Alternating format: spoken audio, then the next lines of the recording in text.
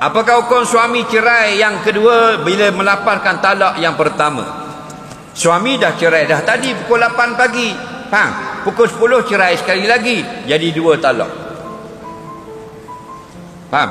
Ingatlah bila kita kahwin dengan seorang perempuan, seorang, kita akan terus dapat 4.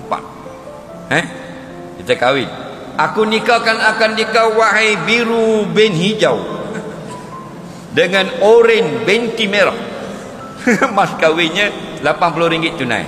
Jangan politik. Contoh, kita pun pengantin laki-laki jawab, aku terimalah nikahnya dengan mas kahwin yang tersebut itu. Maka kita dapat 4. Apa 4? 1 isteri, 3 talak. Ingatlah tu. Kita bawa balik bini kita tu bersama 3 talak dapatlah kocek kita. Gunalah baik-baik 3 talak tu. Okey? Talak yang boleh kita rajak 2 kali saja. At-talaqu marratan. Talak yang boleh rajak 2 kali saja.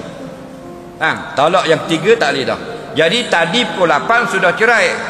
Dia kata aku ceraikan akan nikah dengan 1 talak. Jatuh 1 talak. Pukul 10 cerai sekali lagi, 2 talak. Faham?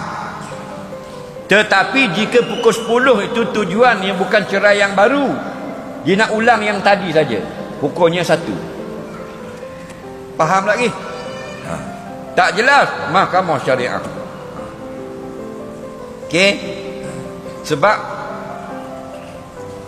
kalau kita nak kuatkan, tadi dah cerai, pukul 10 ulang balik, bukan cerai baru, nak ulang yang tadi, supaya dia tak berapa dengar ke, tak kemah lagi, tak percaya ke yang tadi. Hukumnya 1. Faham? Sebab walaupun kita ulang banyak kali, tapi tujuan nak mengkuatkan saja cakap, hukumnya sekali. Macam dia kata ke bini dia 10 kali.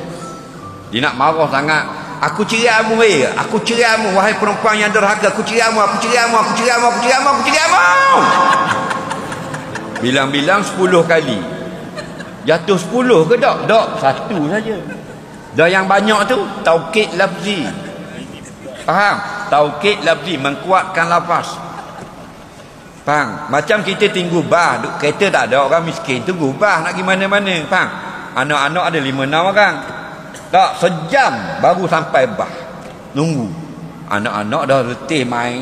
Bila bah mari, ada berapa kali dia sebut?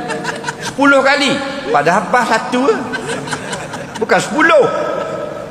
Gitulah. Aku ceraimu, aku ceraimu, aku ceraimu, aku ceraimu. Dah erti bahasa bodoh. Aku ceraimu, aku ceraimu.